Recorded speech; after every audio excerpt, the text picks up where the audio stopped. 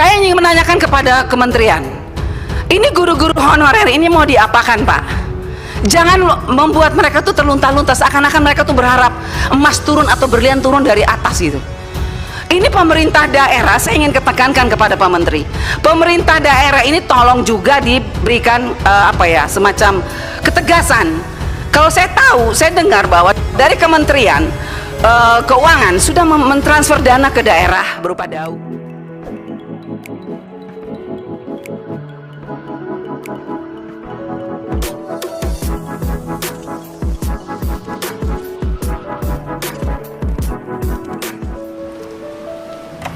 Baik, terima kasih Pak Pimpinan dan Bapak Menteri beserta jajaran yang saya hormati. Saya berharap bahwa dengan tahun yang baru ini kita memiliki komitmen yang baru, komitmen lebih pasti lagi.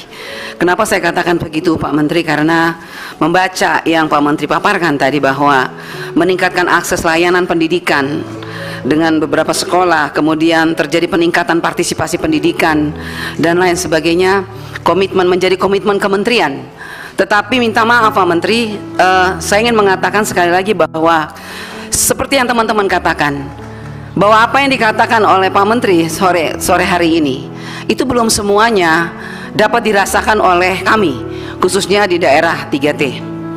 Ya, yang pertama, masih banyak persoalan program-program prioritas kementerian di daerah 3T. Saya akan paparkan satu-satu. Pertama, program Indonesia Pintar. Tadi sudah banyak dikatakan oleh teman-teman bahwa kita meminta kalau bisa hari ini juga diputuskan untuk masa aktivasi itu ditambah. Karena apa? Karena satu, ini kesalahan dari kementerian sendiri. Kenapa saya bilang kesalahan kementerian? Karena kementerian tidak melakukan evaluasi atau monitoring terhadap dinas-dinas yang ada di seluruh Indonesia. Makanya dinas-dinas diam, kepala sekolah diam. Akhirnya kepala sekolah diam, rakyat lari ke kami, karena kami adalah anggota DPR RI yang memiliki rumah aspirasi rakyat. Lari bertumpuk ke rumah-rumah aspirasi. Kalau saya mau paparkan di sini Pak, terlalu ngeri. Itu bahkan kadang-kadang rumah aspirasi rakyat saya buka dari pagi bahkan sampai malam hanya untuk melayani rakyat miskin, yang padahal kalau kita mau lihat nama-nama mereka itu tidak ada di pemangku kepentingan, adanya justru di reguler. Makanya berapa kali saya minta Ibu Sekjen, data itu dibukanya awal, data itu real. Dan saya minta Pak, khususnya untuk pusat pembinaan pelayanan pendidikan pembiayaan Pak Kahar, tolong saya minta sore hari ini untuk NTT dibuka berapa untuk APBN yang ditransfer ke daerah untuk PIP, berapa yang sudah serap, berapa yang penyalurannya, berapa penyerapannya, berapa, dan sampai hari ini yang belum aktivasi itu berapa. Karena saya sebagai wakil rakyat tidak ingin lagi terjadi seperti tahun lalu, 5 miliar ditarik ke kas negara. Bagi pusat mungkin kecil, bagi NTT, bagi daerah miskin itu sangat besar, karena 5 miliar dibagi beberapa siswa, ribuan siswa Pak. Jadi kalau sampai nanti terjadi kembali ditarik ke kas negara, Kementerian Pendidikan yang harus bertanggung jawab terhadap anggaran yang ditransfer ke daerah. Itu yang pertama. Jadi saya minta kasih longgar waktu untuk aktivasi supaya kami pun ikut membantu. Kalau masalah pemangku kepentingan tidak terjadi persoalan. Reguler, satu, bank suka menolak. Dua, dinas tidak tahu, kepala sekolah tidak mau tahu. Itu persoalannya di bawah Pak Menteri, ya. Jadi saya minta tolong itu diperhatikan, jangan main-main karena ini uang negara. Makanya saya minta tadi, tahun baru tuh saya minta ketulusan kita ditingkatkan dong Pak Menteri dan semua jajaran. Karena apa? Kalau kita tulus untuk rakyat, pasti ini anggaran ini akan turun sampai ke bawah. Ini masalahnya nggak tulus, setengah-setengah, dana dilempar tidak diperhatikan. Contoh, sampai sekarang minta maaf Ibu Irjen, saya sudah minta dari periode dari kemarin sampai hari ini mana? Ibu menyuruh puluhan orang turun ke NTT untuk melakukan audit. Sampai hari ini tidak ada. Mana? Saya hanya dengar-dengar angin-angin aja nih dari guru-guru. Ibu ada temuan Bu. Ibu, yang mana? Ibu tidak pasti, tidak ada sampai sekarang ya Bu ya. Dana BOS, PIP saya sudah minta. Ibu turunkan puluhan orang menggunakan uang negara. Berhari-hari di NTT. Mana laporannya? Tidak ada. Yang kedua, mengenai honorer, saya ingin menanyakan kepada kementerian, ini guru-guru honorer ini mau diapakan Pak? Jangan membuat mereka tuh terlunta-lunta seakan-akan mereka tuh berharap emas turun atau berlian turun dari atas gitu. Ini pemerintah daerah, saya ingin ketekankan kepada Pak Menteri, pemerintah daerah ini tolong juga diberikan semacam ketegasan.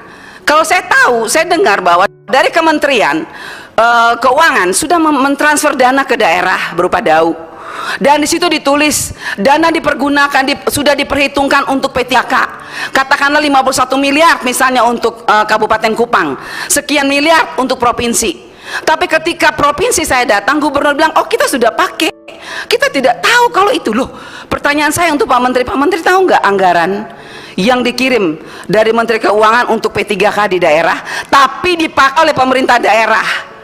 Pertanyaan saya, siapa yang bertanggung jawab terhadap uang ini, Pak? Ini uang diperuntukkan untuk P3K tapi dipakai oleh Pemda. Yang saya heran, kok kementerian diam? Yang ngurus ini kan Bapak sebagai menteri, yang ngurus pendidikan P3K ini kan kementerian. Kenapa diam? Nah sekarang saya dengar lagi nih, Pak Menteri, saya sempat baca nih di YouTube bahwa tidak akan ditransfer dana ke daerah, daunya ditahan dulu deh kalau pemerintah daerahnya tidak serius. Itu dilakukan apa enggak, Pak? Saya bersyukur tadi Bu Nunung memberikan kepada saya bahwa ada Permenkyu yang baru, bahwa dana tunjangan khusus, dana tunjangan melekat di dalam DAU.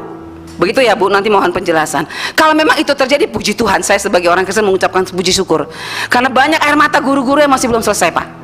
Kalau memang tunjangan itu melekat di dana DAU, berarti katakan dong kepada rakyat, jelaskan, dan katakan kepada pemerintah daerah, jangan lagi mempersulit rakyat. Baik. Oke, tunggu Pak Dede, sedikit lagi Pak, ada persoalan ini.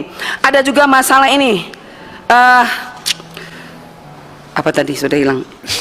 Ya itu tadi Pak, ada sekolah-sekolah yang berkeluh kesah mereka tidak bisa dapat dana BOS karena hanya gara-gara sepele mereka lupa menginput surat izin dana BOS. Tahun ini mereka bilang, ibu kami tidak dapat dana BOS, bagaimana kami? Mohon Pak, banyak itu.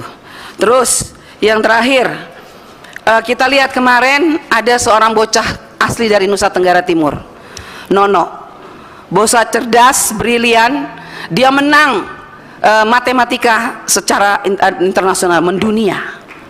Ya, saya rasa inilah kebanggaan kita, walaupun kita daerah terpencil, tapi NTT bisa mengharumkan nama bangsa di tingkat dunia. Pertanyaan saya, apa yang dilakukan oleh Pak Menteri untuk anak ini? Apa yang dilakukan bangsa untuk anak-anak seperti ini? Saya tahu bukan hanya satu orang, mungkin ada banyak. Jadi saya minta kementerian untuk anak-anak yang brilian seperti Nono yang berasal dari Nusa Tenggara Timur, tolong diberikan tempat untuk mereka, dididik setinggi-tingginya. Kumpulkan mereka yang cerdas-cerdas ini, Pak. Jangan dibiarkan begitu. Saya sedih kalau sampai anak ini begitu brilian mengharumkan nama bangsa di tingkat dunia, tapi tidak mendapat respon atau tidak mendapat apapun dari pemerintah. Baik. Nah, itu aja pimpinan, saya rasa itu, dan sekian dan terima kasih. Terima kasih Ibu Anita. Memang benar Pak, sekarang ini yang masuk TV justru yang mandi pakai gayung Pak, sementara yang anak-anak berprestasi ini malah kurang, ya kita sepakatlah.